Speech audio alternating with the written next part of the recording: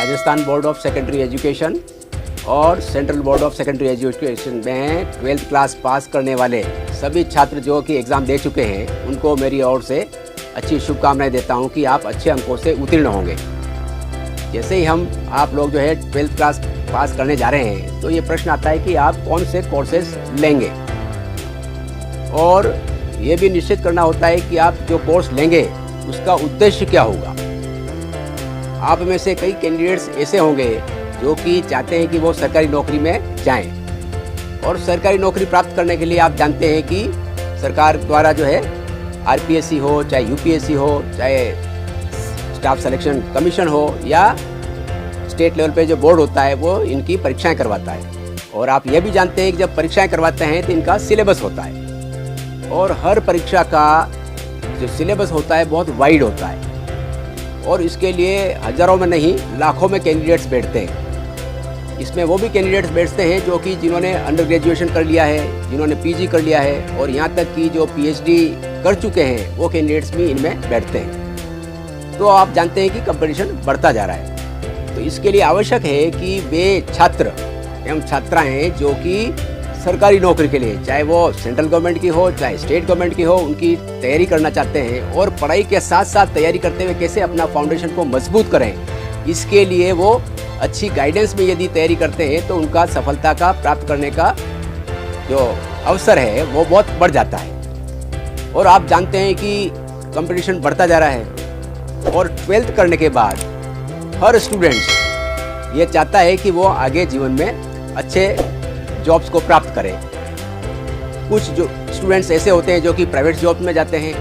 कुछ स्टूडेंट्स ऐसे होते हैं जो अपना खुद का काम स्टार्ट करते हैं, कुछ ऐसे होते हैं जो स्टार्टअप चालू करते हैं, और कुछ ऐसे स्टूडेंट्स होते हैं जो सरकारी नौकरी के लिए तैयारी करते हैं और उनमें सफल भी होते हैं। तो आज हम बात करेंगे कि सरकारी नौकरी में सफलता प्राप्त करने के लिए किन बातों का ध्यान रखा जाए, और 12th के बाद कौन से कोर्सेज ले जाएं, और कोर्सेज के साथ साथ कैसे पढ़ाई की जाए जिससे कि आपको आगे अपने लक्ष्य को प्राप्त करने में सफलता मिल सके। मैं मेरा नाम बता देता हूं, मेरा नाम डॉक्टर खेमराज है। मैंने पीजी करने के बाद पहली परीक्षा दी थी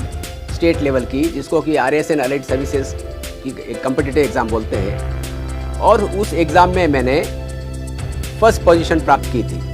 मेरे वाले में और सेकंड पोजीशन होल्डर वाले में 80 नंबर का डिफरेंस था। वो जो है रिकॉर्ड अभी तक आरपीएससी में कोई तोड़ नहीं पाया है। उसके बाद मैंने यूपीएससी की परीक्षा दी थी, तो उसमें मेरा इंडियन रेलवे सर्विसेज में सिलेक्शन हो गया, तो मैं आरएस को छोड़ करके रेलवेज में ऑफिसर बन गया। तो मैं आपको ये बात बताना चाहता हूँ कि इसके लिए जो तैयारी यदि 12th के बाद ही यदि आपको अच्छी गाइडेंस में चालू की जाती है तो आगे सफलता प्राप्त करने के बहुत अवसर बढ़ जाते हैं। हम बात करते हैं कि 12th के बाद जैसे आपका कोई कोर्स लेते हैं, चाहे आर्ट्स का ले लें, चाहे कॉमर्स का ले लें, चाहे साइंस का ले लें, किसी भी प्रकार का कोर्स लेते हैं जिसमें कि आप आगे जा कर के कोई न कोई सरकारी नौकरी प्राप्त करना चाहते हैं, तो जैसे ही आपने लक्ष्य निर्धारण किया उसके साथ साथ ही आपको कोर्स के साथ ही उस कॉम्पिटिटिव एग्जाम्स की तैयारी चालू कर देनी चाहिए। उसका अर्थ क्या होता है?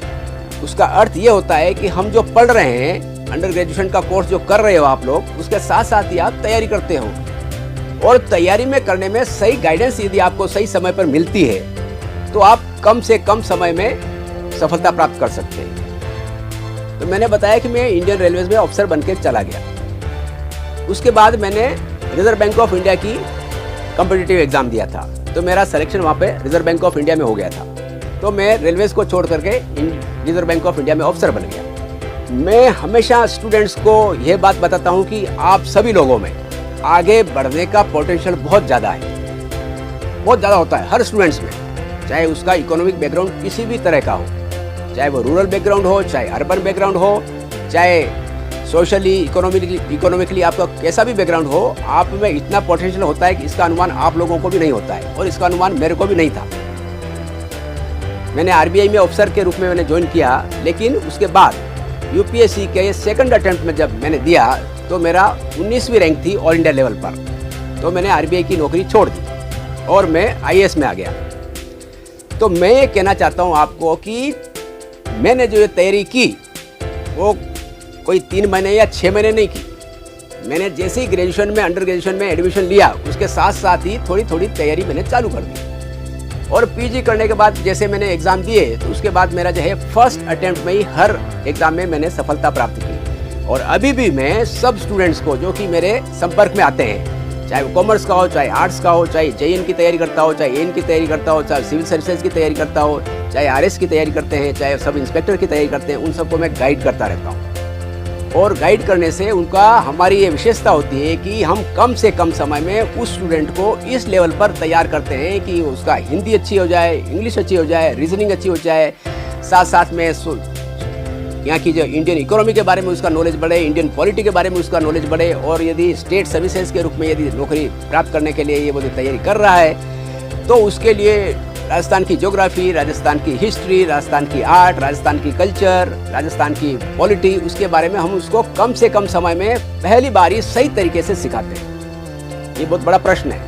क्योंकि हर परीक्षा में सिलेबस बहुत वाइड होता है और जैसे ही वैकेंसी निकलती है उसमें टाइम कम मिलता है।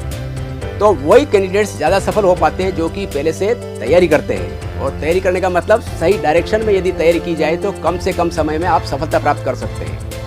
और सही गाइडेंस वो दे सकता है जिसने कि एसीए एग्ज़ाम को क्रैक कर रखा और सफलता प्राप्त कर रखी है। तो कई बाजार में कई लोग होते हैं जो पढ़ाते रहते हैं, लेकिन पढ़ाना अपने आप में स्किल है और कॉम्पिटिटिव एग्ज़ाम में सफलता प्राप्त करना भी अपने आप में एक स्ट्रेटजी के रूप में काम करना पड़ता है, तब जाकर के स्टूडेंट्स जो है कैंडिडेट्स आगे बढ़ते हैं। तो मैं ये कह रहा था आपको कि 12th के बाद अपना दृढ़ निश्चय के साथ यदि आप निश्चय कर लेते हैं कि आपको अंडर ग्रेजुएशन के साथ साथ में आपको सरकारी नौकरी के लिए तैयारी करनी है तो आपको दृढ़ निश्चय करना पड़ेगा और दृढ़ निश्चय के साथ आपको तैयारी चालू करनी पड़ेगी। और तैयारी उस डायरेक्शन में करनी है जो कि ऐसे एग्जाम्स को पास कर चुके हैं, उनकी गाइडेंस में यदि आप तैयारी करते हैं तो आपका सफल होने के चांस बहुत बढ़ जाते हैं। मुश्किल काम कोई नहीं है, सही डायरेक्शन की कमी होती है। सब स्टूडेंट्स के पास भगवान ने सबको दिमाग दे रखा है, चाहे वो किसी भी कैटेगरी का हो। तो अब उस संभावना को कैसे हम कम से कम समय में उसको विकसित करते हैं, ये सब जो है उस डायरेक्शन का प्रभाव पड़ता है। और सबसे ज़्यादा महत्वपूर्ण पार्ट जो प्ले करता है वो आपकी दृढ़ इच्छा शक्ति है, वो प्ले करती है। यदि आप में दृढ़ इच्छा शक्ति है तो आप जो है उसके लिए लगे रहोगे और उसके हिसाब से आप प्रयत्न करते रहोगे तो जीवन में अवश्य आगे बढ़ोगे। तो हम आज इस बात पर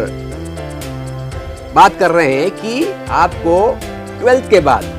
कोर्सेज को चुनने में बहुत ही ध्यान रखना है कि आप कौन से कोर्सेज में एडमिशन ले रहे हैं और उन कोर्सेज को एडमिशन्स प्राप्त करना है जिसमें कि आप लक्ष्य के निर्धारण में आपके सहायक हो। और उसके लिए आपको बिल्कुल ही अच्छी तरह से सलाह मशवरा करके, राय प्राप्त करके, अच्छे लोगों से मिल करके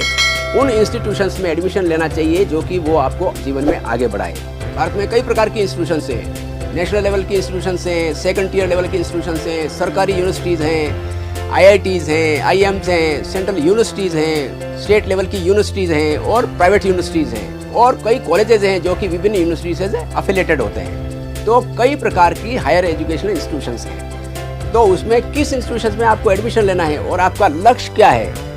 और आपको तैयारी करने में किस प्रकार से ये इंस्टीट्यूशन सहायक हो सकते हैं, इन सब बात का आपको ध्यान रख करके एडमिशन लेना है। तो मैं आपको आगे जीवन में बढ़ने के लिए बहुत बहुत शुभकामनाएं देता हूँ। धन्यवाद। जय हिंद।